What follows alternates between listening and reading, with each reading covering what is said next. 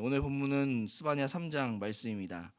3장에서는 하나님께서 이스라엘을 그리고 우리를 구원하시는 이유가 무엇인지를 말씀해 주고 있습니다.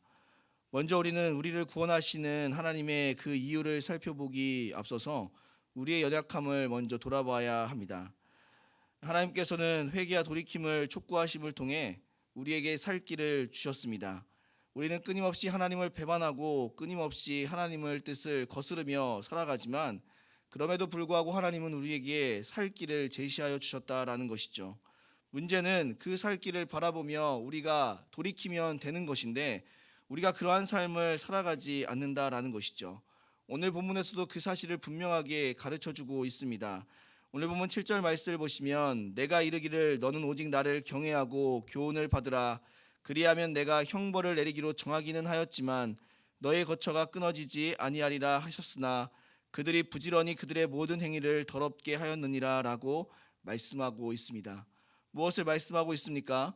살 길을 제시하여 주셔서 교훈을 주시고 이렇게만 하면 내가 심판을 내리기로 결정은 하였지만 너희들에게 심판을 내리지 않겠다라고 말씀하고 있는데도 불구하고 우리는 어떠한 삶을 살아가고 있냐 하면 여전히 부지런하게 우리의 모든 행위를 더럽게 하는, 즉 하나님을 배반하고 하나님을 배신하는, 하나님께 죄를 짓는 삶을 살아가고 있다는 것이죠.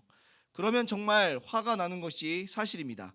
이들을 구원하지도 않고 싶은 것이 사실이지만 하나님은 어떠한 약속을 하고 있냐 하면 이러한 배신을 하는 우리들을 하나님께서는 회복시키시겠다라고 약속하고 있다는 것입니다. 15절 말씀을 보시면 여호와가 내 형벌을 제거하였고 내 원수를 쫓아내었으며 이스라엘 왕 여호와가 내 가운데 계시니 내가 다시는 화를 당할까 두려워하지 아니할 것이라 라고 말씀하고 있습니다. 정말 놀라운 회복의 말씀을 선언하고 있습니다. 하나님은 이스라엘이 겪고 있는 어려움의 문제를 해결해 주실 뿐만 아니라 그들과 함께 하시고 그들을 지키시겠다라고 약속하고 있습니다. 물론 그렇다 해서 그들이 형벌을 받지 않는다라는 의미는 아닙니다. 이스라엘은 형벌을 받고 있습니다. 그들의 나라는 멸망을 당하였고 바벨론에서 포로의 시간도 보냈습니다. 하나님께서 약속하신 것은 너희가 형벌을 받았지만 그 형벌이 계속되어지지는 않을 것이다 라는 약속이라는 것이죠.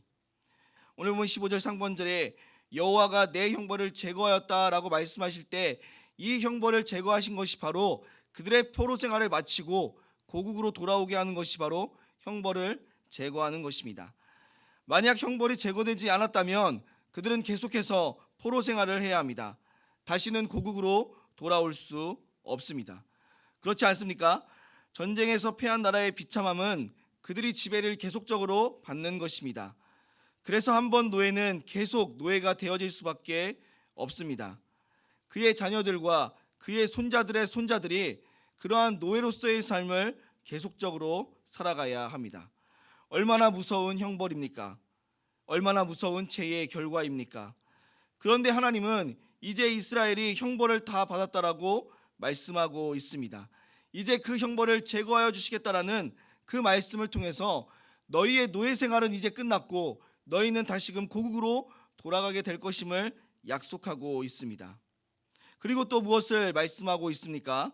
그들과 함께 하시겠다라고 말씀하고 있습니다.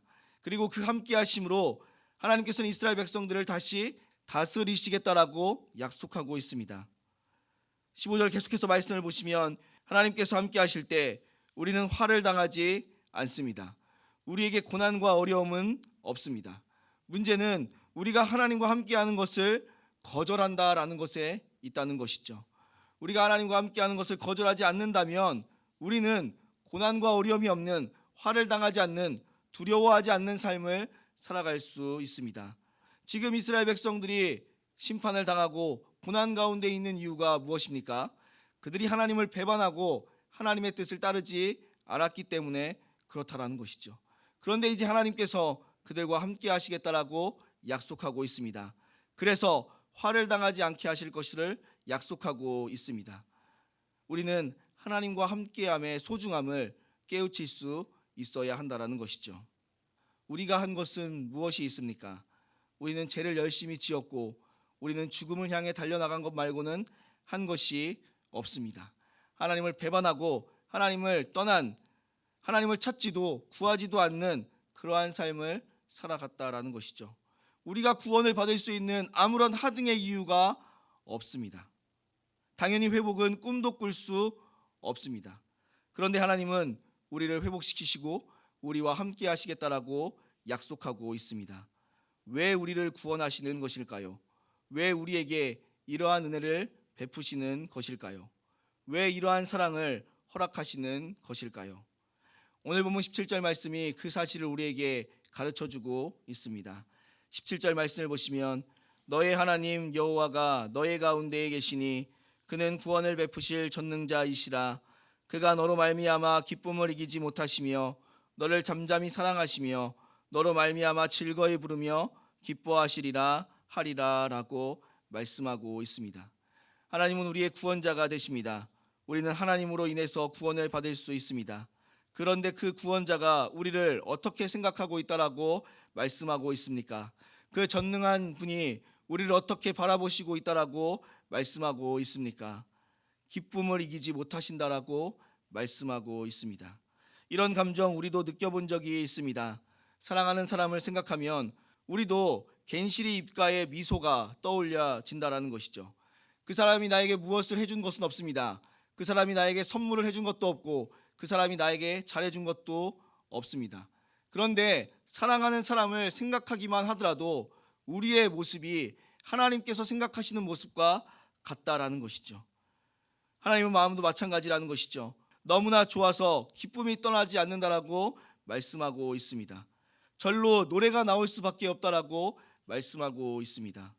우리가 하나님께 무엇을 해드린 것은 없지만 하나님은 우리의 존재만으로 기뻐하시고 사랑하시고 귀하게 여기신다라는 것입니다. 그래서 우리를 구원하시고 우리를 생명으로 이끌어 가신다라는 것입니다. 사랑하는 성도님들, 하나님께서 우리를 구원하시고 우리를 회복시키심은 우리의 존재만으로 기뻐하시고 우리를 사랑하시는 하나님의 마음이 있기 때문임을 알아야 합니다. 우리는 늘 하나님을 배반하는, 그래서 심판을 당할 수밖에 없는 그러한 존재들이지만 우리가 구원받고 회복되어질 수 있는 것은 전적인 하나님의 사랑과 하나님의 은혜임을 알아야 합니다.